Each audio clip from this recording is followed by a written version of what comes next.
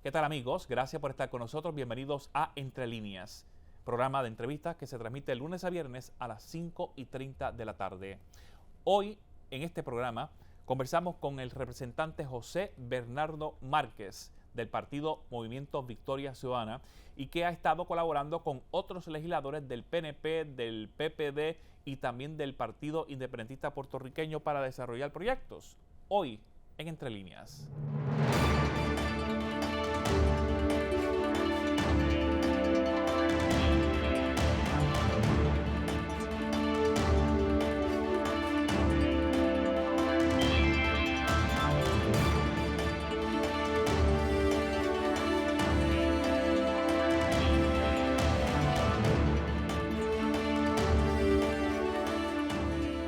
Acompaña durante el día de hoy el representante José Bernardo Márquez. Gracias por estar con nosotros. Bienvenido aquí al Canal 13. Buenas tardes, muchas gracias por la invitación y saludos a toda la gente. Y en la presentación también el proyecto Dignidad. Hay que convencerlo también para hacer algunos proyectos.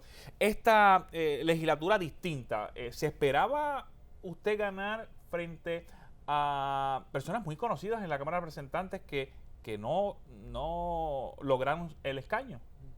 Mira, yo creo que el país estaba reclamando alternativas distintas. Muchas personas en los movimientos políticos identificamos esa necesidad de que se trajera frescura, novedad a los foros políticos legislativos y veíamos que el ambiente, como quien dice, estaba maduro para eso. Así que a pesar de que mucha gente apostó en nuestra contra, entendíamos que era posible y por esa razón apostamos a esa esperanza y lanzamos 2 candidaturas en Cámara y en Senado y logramos los resultados. Un riesgo, porque definitivo. El PIB en su estrategia siempre lo hizo con uno para lograr votos necesarios y entrar.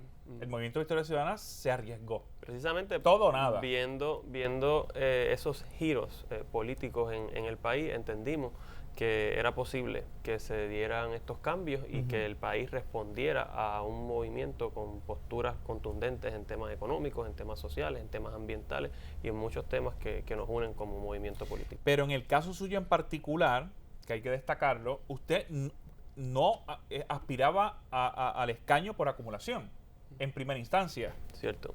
Yo me lancé primero, me hice disponible como candidato a representante en Toabaja, luego surge una vacante en el movimiento, el puesto por acumulación, y entonces me hago disponible ese puesto por acumulación, buscando también complementar esa papeleta de nuestro movimiento, que representara diversidad en temas de juventud, que representara diversidad en temas de estatus también. Somos un movimiento que tiene distintas visiones ideológicas, en mi caso soy estadista, y el movimiento me respaldó en una elección especial en el verano del año pasado y de los restos de historia, como dicen por ahí. Así mismo es.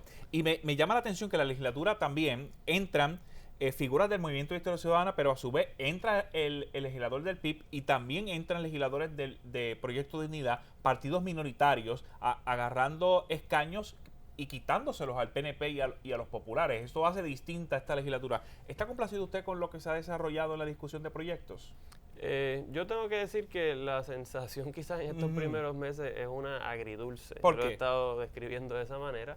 Por un lado, pues hay áreas de oportunidad y de colaboración y esos proyectos que radicamos en estos días demuestran que he presentado proyectos con miembros del Partido No Progresista, con miembros del Partido Popular, con miembros de mi delegación. Así que se respira un poco esa posibilidad de colaboración, pero también los vestigios, ¿no?, de la política partidista tradicional también se ven y esa dinámica pues es difícil de combatir, pero precisamente se requieren nuevas personas, nuevos estilos y nuevas prácticas para enfrentar esos viejos estilos. Así que lo he visto y tengo que decir que estamos combatiendo tanto con esos aspectos que se repiten, en algunos casos en temas que hemos sido muy vocales, reforma laboral, reforma electoral, que fueron temas muy presentes en la discusión de las elecciones y que se abogó porque se derogaran esas leyes y se trabajara nueva legislación, tanto laboral como electoral, y de momento tenemos unas delegaciones que están dando para resistencia, atrás, para atrás, presentando proyectos aguados,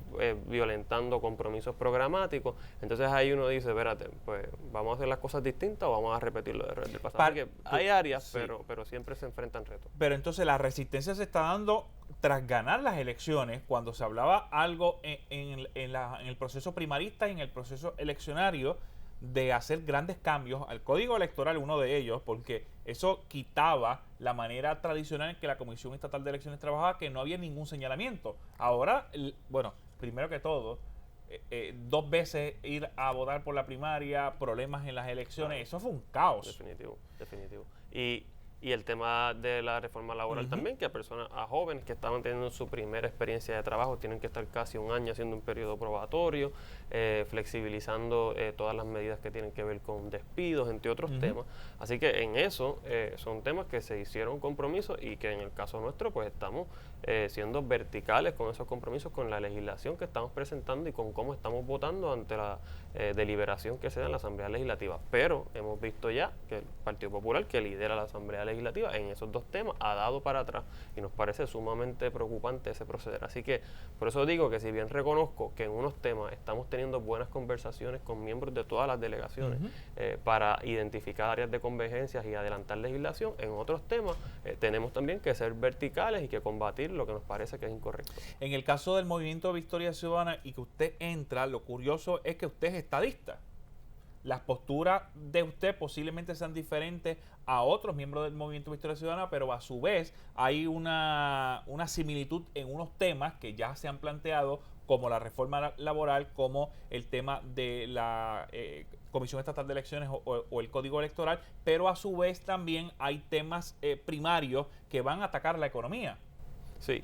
Yo creo que el país, en ese giro político-social que está dando, se está reconociendo que la manera en la que tradicionalmente nos hemos organizado como partidos políticos no es la correcta. Y eso lo vemos en ese resultado curioso que planteas al principio, en donde entramos nosotros como Movimiento Victoria Ciudadana, que tenemos una postura a favor del ambiente, a favor de la economía, a favor de los derechos de la comunidad LGBTQ, entre otros temas. Y tienes también, por otro lado, un movimiento como el Proyecto Dignidad, que es uno más de corte conservador. ¿Qué explica eso? Bueno, lo que explica eso es que el país se está dando cuenta que la manera en la que nos debemos organizar como país es alrededor de los asuntos políticos, gubernamentales, sociales. ¿Qué tipo de gobierno queremos tener? ¿Qué tipo de economía queremos promover? ¿Qué tipo de derechos queremos o no reconocer? Y que el asunto del estatus es importante, sí. Yo creo, somos una colonia, pero no es primario. Es fundamental. Lo que es primario o lo que debemos ponernos de acuerdo es el proceso para resolverlo. Ese es el asunto. Tal vez está en la lista de los primeros 10, pero no es el número 1.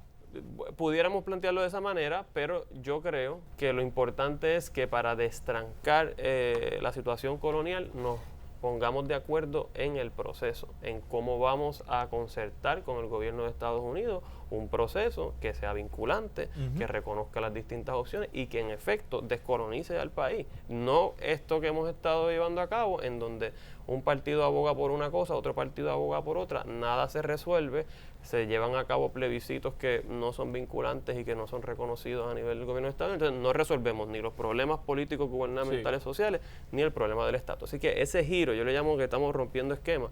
Yo creo que estas elecciones rompieron esquemas. Pero es difícil. Definitivo, pero lo que quiero decir es que mira cómo el país se va saliendo y se van desinflando estos partidos definidos por estatus y se van nutriendo alternativas políticas definidas por causas gubernamentales, causas económicas y causas sociales. ¿Podríamos decir que ya la sociedad ha evolucionado, el pueblo, aunque los políticos no?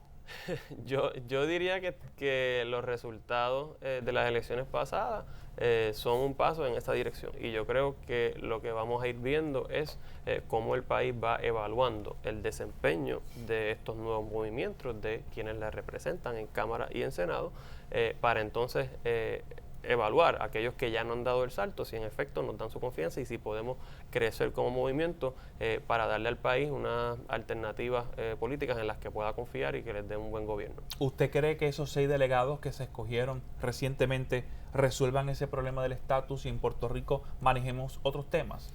Bueno, precisamente. ¿No me contesta ahora? Me contesta cuando regresemos de la pausa en Entre Líneas.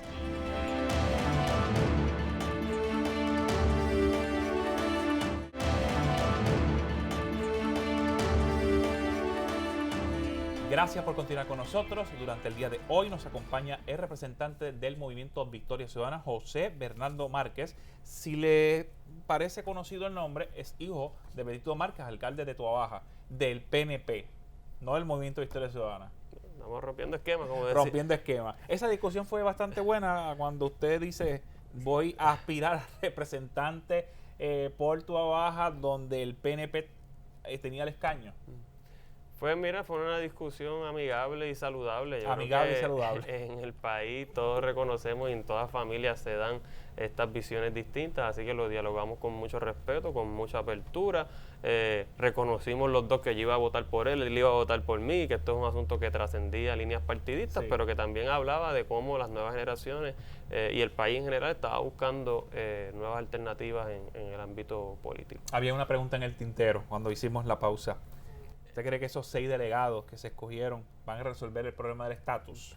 Bueno, precisamente es lo que planteaba. Creo que son estrategias que ya se han intentado, que no han dado resultados, que el resultado del plebiscito, en donde yo voté a favor de la estadidad porque es la alternativa en la que creo, se puede utilizar como un fundamento para presionar al gobierno de Estados Unidos para resolver este tema de una vez y por todas, pero hacerlo de una manera en donde el gobierno de Puerto Rico y el gobierno de Estados Unidos se sienten de tú a tú y se presione para de una vez descolonizar, pero enviar, invertir fondos públicos en estos ¿No le parece cabilderos bien? que no han sido reconocidos, que se planteaba el otro día que ni siquiera van a tener acceso al Capitolio como tal, porque van ¿Serán visitantes? Exacto. Pues me parece que es una estrategia desacertada y que tenemos que movernos en un mecanismo que es el que nosotros planteamos, que es el de la Asamblea Constitucional de Estatus. Hay un proyecto presentado en el Congreso, el Self-Determination Act, que me parece que es un paso mucho más serio y viable para, en efecto, resolver el tema colonial. Me da la impresión, leyendo entre líneas, que apoya entonces el proyecto de Nidia Velázquez. Apoyo el proyecto de Nidia Velázquez. No el de Jennifer González. No, porque apoyo a Nidia Velázquez porque entiendo que va a ser capaz, primero, de generar ese balance adecuado entre que Estados Unidos esté dispuesto a reconocer un proceso de descolonización y autovincularse a través de legislación, pero también reconocer que la decisión al respecto le compete al pueblo de Puerto Rico y que deben de estar representadas las distintas alternativas descolonizadoras, sea independencia, sea libre asociación o sea la estadidad. Pero el problema grave es que para algunas cosas nosotros somos como un botín de guerra para Estados Unidos, pero para otras fueron a la ONU y dijeron que eso se resolvió en el 52, que nosotros no somos una colonia.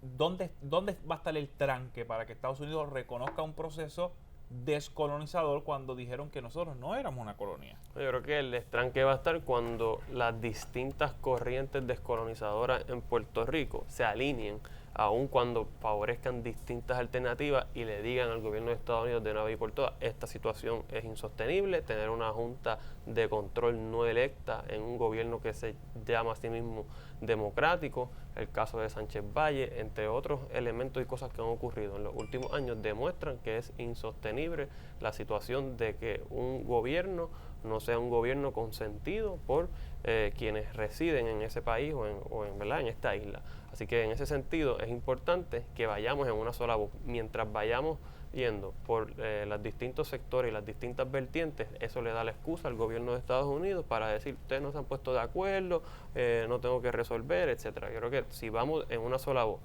acordando el proceso, eso coloca la bola en la cancha de Estados Unidos para de alguna vez y por todas reconocer un resultado descolonizador. ¿Está usted dispuesto ciertamente a representar al movimiento estadista en ese proceso descolonizador, en ese proceso de discusión? Porque los PNP que yo he entrevistado, ninguno ha planteado que están a favor de esa medida. Bueno, en la medida en que se adelante una potencial asamblea constitucional de estatus, que siempre es importante aclarar que se plantea de una manera errada que una asamblea constitucional es como una especie de sustitución de un proceso de elección directa o de donde la gente vota para escoger una de las opciones. No, una asamblea constitucional es una especie de preámbulo para que esa consulta, es antes de, claro, esa consulta que se diseñe, que es lo que se hace aquí siempre que se va a diseñar un plebiscito, una asamblea legislativa. Lo que hace la legislatura. La asamblea legislativa, exacto, diseña una consulta, pues en este caso una asamblea constitucional elegida directamente para esos propósitos, reconocida su legitimidad en una ley federal por acuerdo entre ambas partes implicadas, pues entonces diseña esa consulta. Que ya eso lo hicimos para hacer nuestra constitución. Exacto. En ese proceso, abogar y por la fórmula que yo favorezco, que es el acuerdo de estadidad, ¿verdad? La postura de ser admitido como Estado, pues por supuesto que estaría disponible si eso fuera el escenario. Pero es tan difícil definir la estadidad, porque hay 50 estados que ya son... Esa es la única definición. Bueno, la estadidad no es tan difícil de definir. Y la libre asociación sería la más complicada, pero en cada una de las fórmulas, en las tres, hay un asunto importante que es cuál va a ser el plan de transición. Ahí es donde está ¿Cuál va a ser el plan de transición y qué implicaciones van a tener cada una de las formas para que el país vote de manera informada? Aquí se hace una consulta diseñada a la ligera, como si todo el mundo supiera qué significa y qué va a implicar eso, y no se vota de manera informada. Y por eso no ha pasado nada. Claro, creemos que una asamblea constitucional permitiría aclarar eso en términos democráticos, educativos, pero también que Estados Unidos reconozca esos respectivos planes de transición al momento de que se vaya a votar al respecto. Por eso es que planteamos que es un proceso mucho más serio y mucho más vinculante. Pero al igual que en la legislatura hay resistencia para hacer cambios al código electoral y para el proceso de leyes laborales, también ese es otro tema donde las definiciones no son tan claras. Porque, por ejemplo, siempre se va a levantar en el ámbito de Puerto Rico que nuestra estadidad tiene que ser con el Comité Olímpico Deportivo. Claro, hay una rara distinción de los puertorriqueños, es que nuestro Comité Internacional fue reconocido desde hace mucho tiempo, contrario a los estados que no tenían comité deportivo para las Olimpiadas. Ya ese es el primer choque. Una estadidad con Comité Olímpico Internacional, un estado de la nación americana que compita con Estados Unidos, como que ahí hay algo ahí. ¿Cómo se va a trabajar eso? Bueno, es reconociendo que cada una de estas alternativas tiene sus consecuencias y tiene su complejidad también. Tiene su complejidad política, su complejidad cultural, su complejidad económica. Lo importante es atender esas preguntas que en estos momentos siempre se generan como el rumor de qué va a implicar eso. ¿Se puede, no se puede? Puede haber un estado que hable español, puede haber estados bilingües, ciertamente. Claro. El tema del deporte. Ir a California, ir a Florida, prácticamente todo se habla en español. Por supuesto. Además de que llevamos relacionados con Estados Unidos más de un siglo, así que en ese sentido no va a ser tan distinto la condición que tenemos actual en esos temas culturales que lo que sería un Estado. Sería eso con los derechos políticos y económicos que ahora mismo no tenemos. Pero lo importante va a ser que esos temas se discutan con la seriedad y en el caso del asunto deportivo, hay uno de esos temas que en realidad no lo atiende el gobierno. Hay unos que sí, hay unos que son entidades privadas, así que también pudiera ser un planteamiento de cuál ha sido la cultura. Por ejemplo, de Miss Universo. Exacto, esos son comités privados que reconocen o no a un Estado o una nación. En el caso del tema olímpico, pues es una ley federal, así que a lo mejor tendríamos los congresistas para decidir si esa ley federal se enmienda en su aplicación a Puerto Rico. Así que es un tema que es importante que lo discutamos con honestidad, con franqueza y que consideremos todos los elementos. Me parece interesante la discusión que se podría dar en una asamblea constitucional de estatus en la que se plantean todos los temas y se definen cómo serían los elementos, porque por ejemplo en el caso de la independencia uno podría decir, bueno, la independencia es la libertad de un pueblo, ya, se acabó, pero el problema es cómo va a haber la transición, cómo sería ese país independiente, si va a haber otro proceso para definir el concepto económico y social, si va a ser un país socialista, un país libre empresa como Estados Unidos, o capitalista en su máxima expresión como somos los puertorriqueños, porque recibimos un cheque y lo gastamos todo. Bueno, sobre eso y otras cosas, cuando regresemos a la pausa, por ejemplo, ha presentado el representante varias medidas para atender el asunto de las leyes laborales. Sobre eso regresamos cuando termine la pausa. Ya regresamos.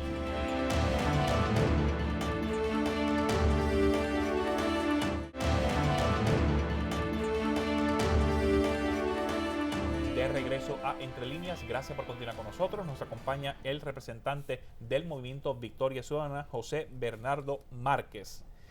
Hablando de distintos temas, pero vamos a cerrar con los proyectos que ha presentado relacionados a las leyes laborales. ¿Se podrá hacer cambio? Eso que complicó el pasado gobierno y que ahora es bien difícil mantener un empleo. Bueno, definitivamente, el primer paso es revertir los asuntos de la reforma laboral que planteábamos hace un rato. y en ese tema pues nosotros hemos insistido en que todos aquellos derechos que fueron eliminados o reducidos por la reforma laboral tienen que ser restituidos. Ese es un planteamiento que estamos haciendo con los proyectos actualmente ante la consideración de Cámara y Senado, que contemplan revertir lo que fue la reforma laboral. En este caso, de los proyectos que estamos presentando, como planteado, son proyectos que han logrado apoyo de distintas delegaciones. Uno de ellos, que me parece importante discutir en esta fecha, porque cuando nos acercamos al verano, todos los jóvenes están buscando internados, oportunidades de trabajo de verano, y eso es muy positivo y es una alternativa para ese progreso profesional. Y a veces es la primera oportunidad de empleo. Yo recuerdo haber trabajado en verano y esperando agosto, septiembre, octubre, llegaba el cheque bien tarde de los programas federales y estatales relacionados a empleo para los jóvenes, y son oportunidades muy buenas. Definitivo. Lo que estamos planteando es que tiene que haber un marco legal que rija eso, porque también vemos situaciones en donde tienes un joven que aprovecha una oportunidad de internado, pero ese internado casi que le cuesta, porque tiene que transportarse, tiene que pagar estacionamiento, tiene que pagar una serie de cosas, y la compañía no necesariamente le compensa de ninguna manera. Nosotros estamos estableciendo un marco legal que proteja a esos jóvenes que participan de estos internados. Si se va a hacer de una manera voluntaria, pues no se puede exceder de 10 horas a la semana, pero si se va a exceder de 10 horas a la semana, entendemos que es justo que por lo menos se le reconozca una compensación mínima, el salario mínimo, o que se le reconozcan créditos académicos por la gestión que está haciendo. Así que es establecer un marco legal que proteja a nosotros los jóvenes y a todos los que están, los menos jóvenes que yo, o más jóvenes que yo debo decir, que están teniendo esa primera experiencia luego que salen de la escuela, luego que salen de la universidad, para que se le den esas garantías. Porque es importante, los jóvenes se están yendo en muchas ocasiones de Puerto Rico, y si no creamos un marco económico, laboral sólido que les incentive, que les promueva a quedarse aquí, este es un paso en esa dirección desde la perspectiva de las garantías laborales. Tenemos que hablar también de incentivos empresariales a esos jóvenes y de modelos de desarrollo económico también, pero este es un paso en esa dirección. Su papá ha estado involucrado en el movimiento cooperativista desde hace muchísimo tiempo. Yo creo que entró a la política por insistencia de algunos políticos para llenar un vacío, pero realmente la figura siempre fue en las comunidades. En el caso suyo, ¿eso está también dentro de los proyectos que ha presentado y de lo que usted cree? Porque a veces presentamos cosas que no necesariamente creemos. Claro. ¿Usted cree en el cooperativismo como una fórmula de garantía económica? Sí, definitivo. En mi caso, pudiéramos decir que eso está en la vena familiar, todo el tema comunitario. Yo también empecé así en estas gestiones comunitarias desde el barrio Pájaros, haciendo trabajo deportivo, trabajo recreativo, así que tengo muy de cerca todo lo que son iniciativas cercanas a la comunidad, incluyendo el tema del desarrollo cooperativo. Uno de los proyectos que también presentamos en estos días que adelantan modelos pro empleados es el de las cooperativas de trabajo. Fue un proyecto que elaboró el Instituto de Cooperativismo de la Universidad de Puerto Rico, y hemos estado colaborando en unos seminarios que se están dando en la Cámara de Representantes, y es un proyecto que le llaman por petición, lo redacta en realidad un ciudadano o una organización y se lo presenta a la Asamblea Legislativa para que se lo considere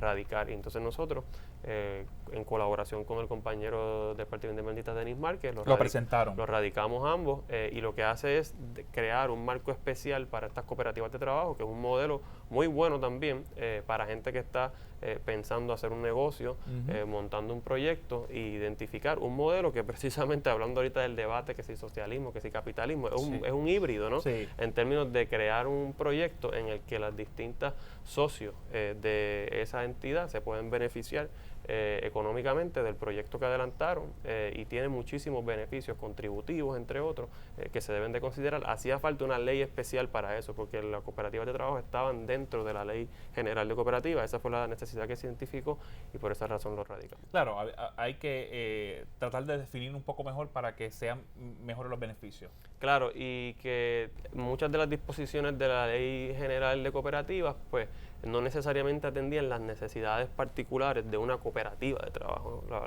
Lo que le aplica a una cooperativa de ahorro y crédito, o una cooperativa de vivienda, o otras cooperativas, en términos del diseño, del modelo de esa empresa, pues es distinto. Y por esa razón, pues se había identificado la necesidad de una ley especial. Los compañeros del Instituto de Cooperativismo trabajaron con mucho tiempo y con mucho rigor este proyecto, y ahora está ante la consideración de la Asamblea Legislativa. Esperamos que cuente con el apoyo, y debo mencionar que también lo firmó el presidente, como autor también, como coautor, el presidente de la Comisión de Cooperativismo, que es el representante José Rivera Madera del Partido Popular Democrático. Así que de 3 partidos entonces. De 3 partidos. Y es un proyecto por petición, así que muy interesante. Representante, gracias por estar con nosotros. El tiempo se nos acabó. Hay muchísimos otros temas que podríamos estar hablando, realmente conversando para la discusión pública, pero serán en otra ocasión. Siempre a la orden. Gracias por la invitación y seguimos adelante. Bueno, ya ustedes saben, recuerden, lunes a viernes a las 5:30 Entre Líneas. Hasta la próxima.